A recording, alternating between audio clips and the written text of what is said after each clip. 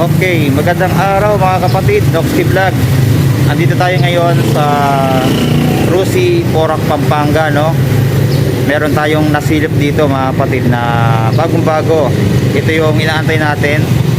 Ito yung Pulse 150 Fi ng Rusi, no? Ayun. Makita natin, ayun, no?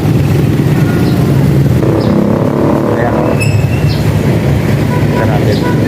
Abangan natin yan mga kapatid. Alamin natin yan, yung presyo and then yung installment nito. Pero kung bago ka pa lang sa aking channel, ay huwag mo kalimutan na mag-subscribe and then click mo na rin yung notification bell para updated tayo sa mga susunod kong video. And then follow nyo na rin ako mga kapatid sa aking Facebook page na Noxy Vlog. So maraming salamat mga kapatid. God bless po sa ating lahat. Noxy Vlog.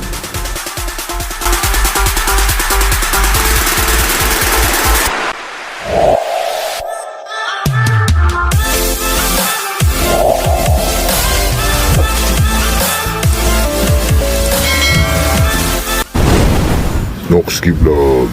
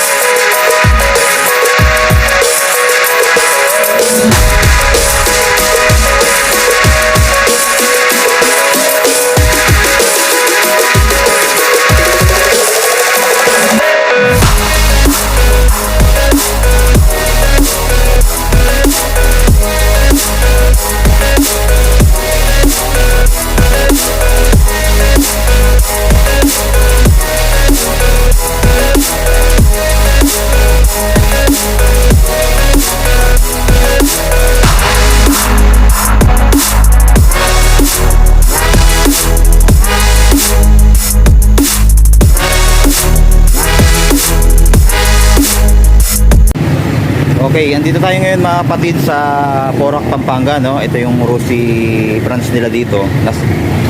Along the highway lang din. Ayan, no? Yan. So nakita natin to mga kapatid, itong bagong-bago nilang scooter, maxi scooter na rin kung tawagin to mga kapatid. Dahil 150cc na siya. Ayan, yung Pulse 150 Fi. Yan po mga kapatid, no? Lupit din ng emblem nito, no? Yan. Tapos meron siyang emblem din dito ng Rusi, no? Ayan, no? Upgrade na yung Rusi ngayon. Wow. Tapos dito, isa ring maganda sa kanya yung logo na rin dito, maganda na, oh. Ayan, no? Yung Rusi niya dito. Dapat ganito na lang lahat sa lahat ng mga motor nila, ano? Hindi na yung kulay dilaw. Really, nigga? Hey, that's pretty good. Tapos ito rin isang maganda dito mga kapatid, dahil fully digital na rin siya mga kapatid. Ayan, kung mabubuksan lang to, nakikita natin, no? Pero sa ngayon mga kapatid, hindi natin siya makikita kasi hindi pa nakakabit yung battery. So andyan po yung battery niya mga kapatid, dito nakalagay sa kanyang footboard, no? Tapos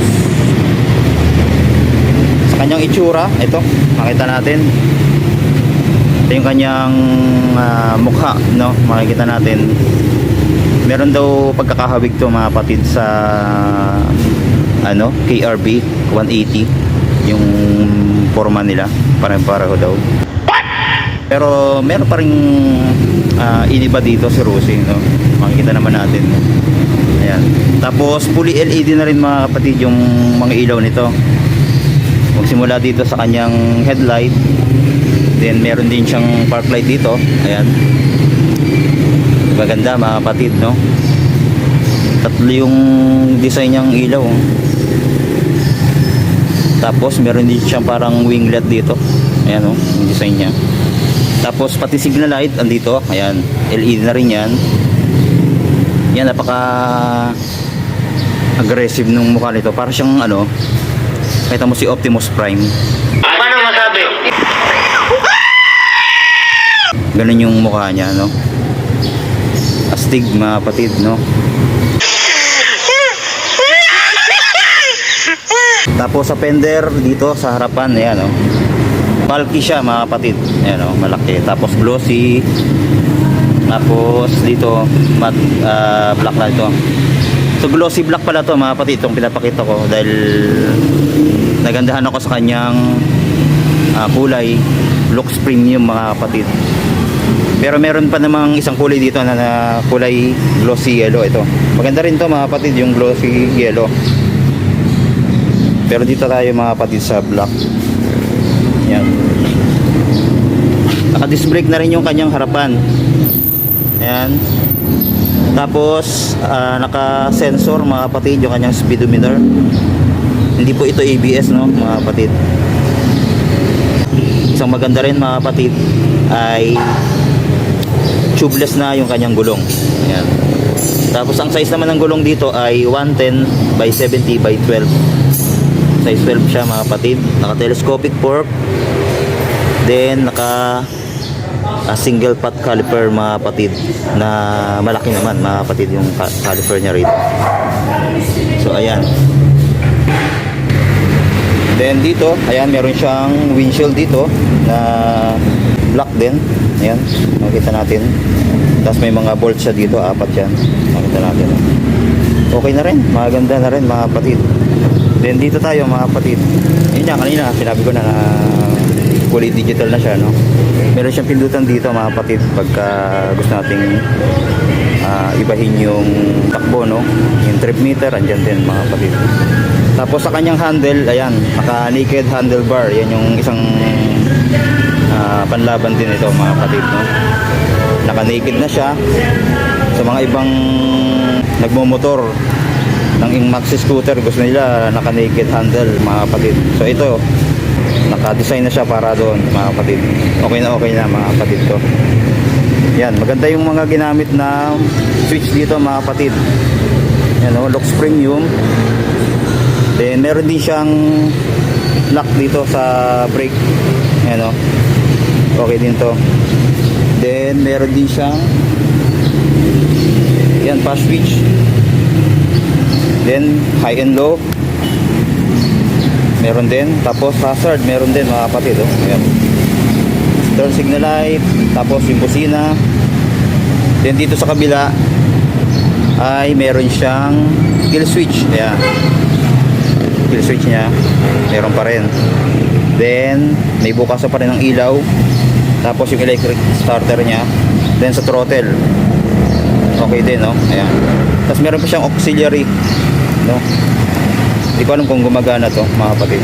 Pero ready for ano ito, mga kapatid, sa mga pwede nating ilagay ng mga karagdagang ilaw pa, no? Tapos sa kanyang susian na yan, okay na rin siya, mga kapatid, dahil may anti-theft. And then andito na rin nabubuksan yung kanyang seat, no? Pihitin lang natin dito pag ganun, mabubuksan na yung seat niya, mga kapatid, no? So okay na okay ito, mga kapatid.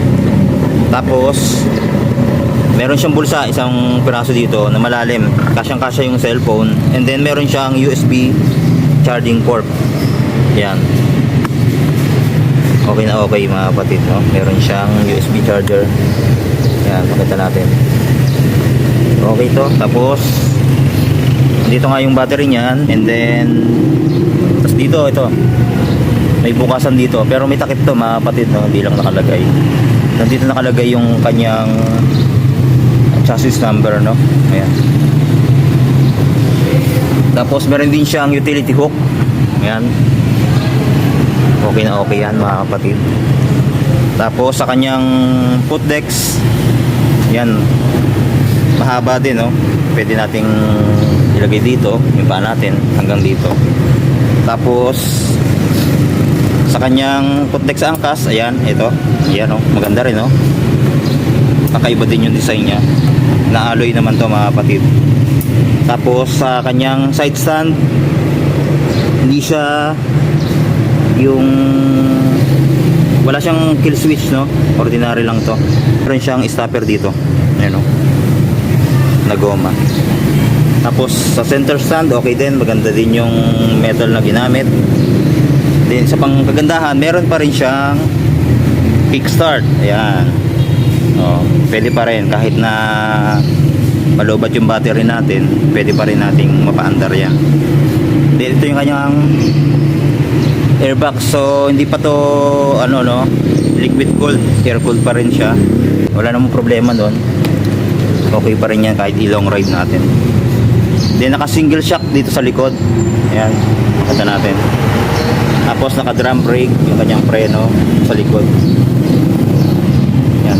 Tapos ang size naman dito mga kapatid ng gulong ay 120 by 70 by 12. Ayan, tubeless pa rin mga kapatid. Then meron siyang mudguard dito, oh. Ayan, okay yan.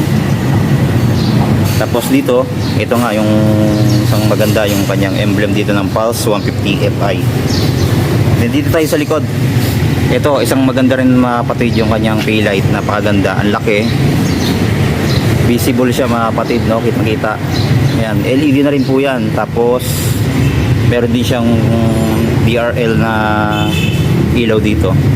Tapos ayun, no? Parang sa kotse daw, makikita natin, pang kotse.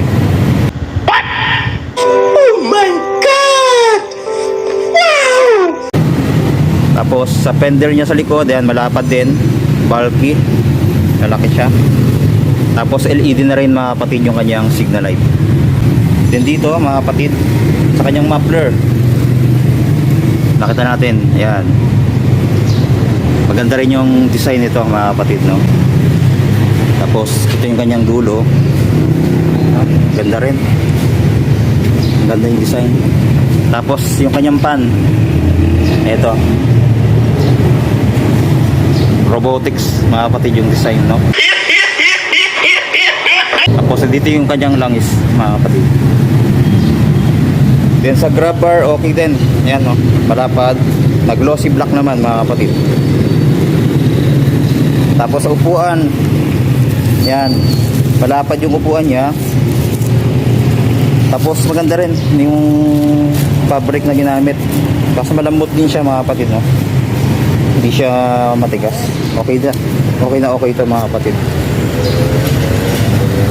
Komportable tayo mga kapatid dito sa scooter na to. So kung sa taas mga kapatid, sa seat height, napaka baba lang niya, no? Kayang-kaya sa mga 5-footer ang height. Ayan.